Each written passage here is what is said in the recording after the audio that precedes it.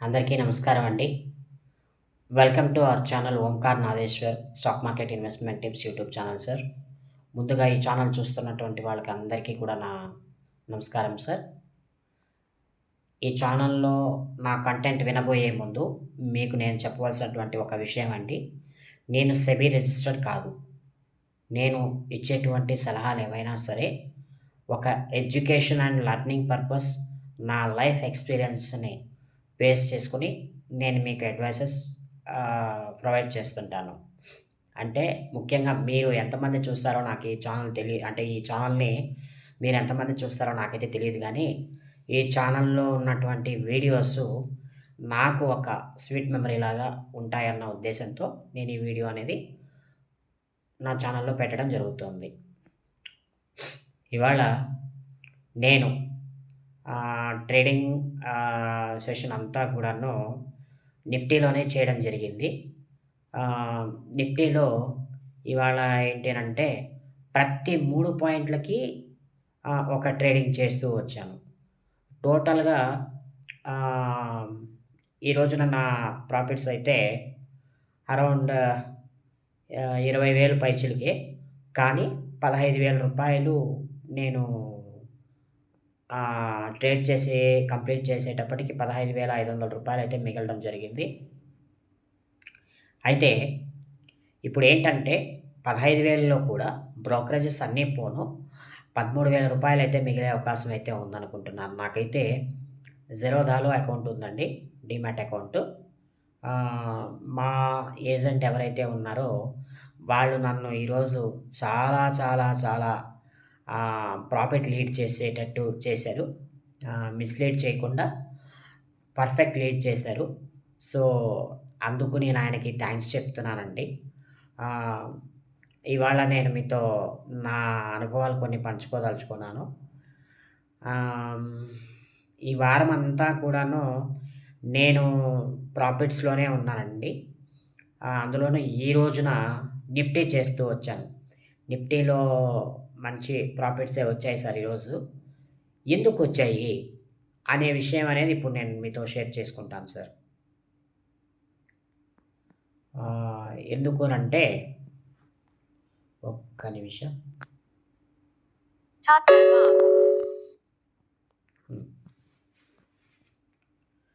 ఎందుకనంటే ఇవాళ మార్కెట్ అయితే నిఫ్టీలో బాగా అంటే ఒక విధమైన ప్లస్‌లో ఓపెన్ అయినప్పటికీ మెల్లమెల్లగా మార్కెట్ అనేది కింద పడుతూ వచ్చింది. ఏంటి వీకెండ్ అనమాట. ఆహ్, ఈరోజు Nifty weekly expiry day.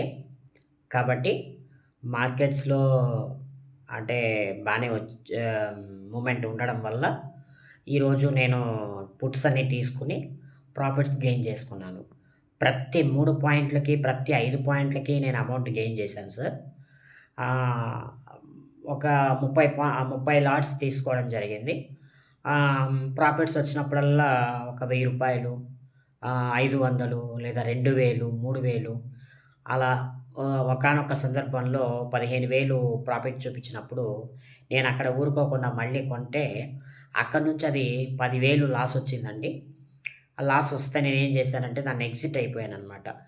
Exit అయిపోయి మళ్ళీ దాన్ని కవర్ చేస్తే మళ్ళీ ఆ పోయినటువంటి 10,000 ఏదైతే ఉందో అది వచ్చేసింది. ఆహ్, సో, ఓవరాల్‌గా నా ప్రాఫిట్ అయితే రూ. 25,000. అయితే ఆ రూ. 25,000లో నేను ఏం చేశాను, ఫస్ట్ 15,000 వచ్చింది కదండీ! దాన్ని పోగొట్టంగా నాకు రూ. 7,000 మిగిలాయి. 8,000 పోగా రూ. 7,000 మిగిలాయి. తరువాత మళ్ళీ ఏం జరిగింది, మళ్ళా తిరిగది 15,000కి ప్రాఫిట్స్ వచ్చేసిందనమాట. అంటే ఇప్పుడు నా దగ్గర డబ్బులైతే ఉన్నాయి గదండీ! ప్రాఫిట్స్‌లోనే ఉన్నాను గదా! ఇంచుమించుగా ఈరోజు నా క్యాపిటలైజేషన్ వచ్చేసి ఓవరాల్‌గా సింగిల్ పైసాతో చెప్పాలంటే ఆహ్, 68,500 రూపీస్ అండి. ఈరోజు నా ఓపెనింగ్ బ్యాలెన్సు. సో, నేను ట్రేడ్ చేసిందొచ్చేసి అరౌండ్ 30 లాట్స్, 20 లాట్స్, 2 లాట్స్ అట్లా చేయడం జరిగింది. ఓవరాల్‌గా నిఫ్టీలో ఈరోజు నేను పాజిటివ్‌గానే ఎండ్ అవ్వడం జరిగింది. మార్కెట్ కింద పడినప్పటికీ కూడాను నాకు డబ్బులు రావడం జరిగింది. మొదట్లో నిఫ్టీ ఓపెన్ అయింది ఇంచుమించుగా 25,250 దాకా వెళ్ళడం జరిగింది. 50లో ఓపెన్ అయ్యి 270 దాకా 70, 75 దాకా వెళ్ళడం జరిగింది. ఇక అక్కడి నుంచి చూస్తే మెల్లమెల్లగా మార్కెట్ అనేది కింద పడుతూనే వచ్చింది. కింద పడుతూనే వచ్చినప్పటికీ ఆహ్, అంటే ఒకానొక సందర్భంలో వోలటాలిటీకి గురైంది మార్కెట్ అనేది. అటు ఇటు, అటు ఇటు. అప్పుడు నేనేం చేశాను, కాస్త ఆచితూచి అడుగులు వేస్తూ నిదానంగా ట్రేడ్ చేశాననమాట. నిదానంగా ట్రేడ్ చేస్తే అప్పుడు నాకొచ్చిన ఆదాయం అంతా కూడా చూసుకుంటే ఓవరాల్‌గా రూ. 15,000 అప్రాక్సిమేట్‌గా రూ. 16,000 అనేది మిగలడం జరిగింది. ఇప్పుడు నాకేంటి ఆల్రెడీ రూ. 68,000 ఉంది. సో, ఇక్కడ ఒక 15,000 ఉంది. మరలా ఇప్పుడేంటి నాకంతా కూడాను ఆహ్, ఆహ్, 70 సారీ 80,000 నుండి రూ. 83,000 దాకా రేపు నా క్యాపిటలైజేషన్ అనేది చూపిస్తుంది. అప్పుడు నెక్స్ట్ డే అంటే రేపు ట్రేడ్ చేయడానికి నేను బాగా ఈజీగా ఉంటుంది. రేపు నేను ట్రేడ్ చేయడానికి నాకు బాగా ఈజీగా ఉంటుంది. సో, ఇలాంటి ట్రేడ్స్‌ని మనం చేయాలి. మార్కెట్స్‌లో పెరుగుతున్నప్పుడు లేదా తగ్గుతున్నప్పుడు అంటే ఒక సింగిల్ సైడ్ ఉండాలనమాట మార్కెట్ అనేది. మనకి ప్రాఫిట్స్ రావాలి అనంటే ఆహ్, తగ్గాలి, ఏదైనా పెరగాలి. ఈ రెండిట్లో ఏదో ఒక దగ్గర ఉండాలి మార్కెట్ అనేది. ఇప్పుడు ఈరోజు ఏమైంది? మార్కెట్‌లో ఆహ్, మంచి లాభాలే వచ్చాయి. ఎవరికి? పుట్లు కొన్న వాళ్ళకి. అయితే ఆ పుట్టు కూడా ఏమైంది? చివరిలో కరిగిపోతూ వచ్చింది. కరిగిపోయే సమయంలో కూడా నేను బై చేశాను. బై చేసి ఏం చేశాను? పుట్టు కాస్ట్ ఎప్పుడైతే తగ్గుతుందో అప్పుడు బై చేశాననమాట. బై చేసినప్పుడు ఒక 3 పాయింట్లు లేదా 5 పాయింట్లు, 2 పాయింట్లు, 1 పాయింట్ అట్లా పెట్టుకుంటూ వచ్చేసాను. ఎగ్జిట్ అయిపోయాననమాట. అంటే ఇప్పుడు నేను బై చేసేటప్పుడు ఫర్ ఎగ్జాంపుల్ ఈరోజు ఆహ్, ఎంతండి? 25,250 పుట్టు. ఈ పుట్టు ఏమైందంటే ఒకానొక దశలో ఓపెన్ అయినప్పుడు హై అయితే రూ. 84 చూపించింది. లో ఏమో రూ. 50 ఎంతో చూపించిందనమాట. అప్పుడు నేనేం చేశానంటే తీసుకున్నా. తీసుకొని ఒక 1500, 1800 అట్లా ప్రాఫిట్ చూపించంగానే నేను బయటికొచ్చేసా. మళ్ళీ కాస్త ఆగాను. ఒక హాఫ్ అన్ అవర్ ఆగాను.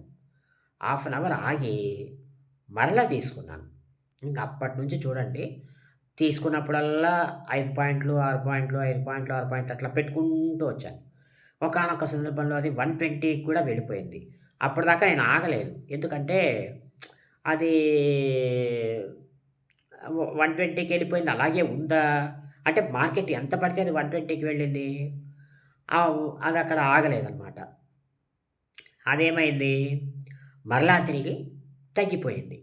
తగ్గుతున్నప్పుడు నేను తగ్గుతున్న సమయంలో కూడా ఆ పుట్టు కాస్ట్ అనేది తగ్గుతున్న సమయంలో కూడా, కరిగిపోతున్న సమయంలో గూడా నేనేం చేశాను? దాన్ని స్వింగ్ ట్రేడింగ్ లాగా చేశాననమాట ఈరోజు. స్వింగ్ ట్రేడింగ్ టైప్‌లో చేశాను. వితిన్ 1 మినిట్, 5 మినిట్స్ అంటే 5 మినిట్స్ క్యాండిల్స్ ఇట్లాంటి క్యాండిల్స్ అనేవి నేను ఈరోజు యూజ్ చేశాను. స్ట్రాటజీ అయితే నేనెప్పుడు వాడలేదు. స్ట్రాటజికల్ ఫార్ములాస్ నేనైతే ఎప్పుడు వాడిన వాడిని కాదు. కానీ ఈరోజు ఎందుకో అది వర్కౌట్ అయిందేమో అనిపించింది. అంటే ప్రతిసారి ఇవి వర్కౌట్ అవుతాయా? అనంటే ఇది డౌటు. ఇవి వర్కౌట్ అవ్వవు. ప్రతిసారి వర్కౌట్ అవ్వాలంటే ఒక రేంజ్‌లో ఉండాలి పరిస్థితి. సో, ఇవి ప్రతిసారి వర్కౌట్ అవ్వవు. ఆహ్, కాబట్టి మనం ఏం చేయాలి?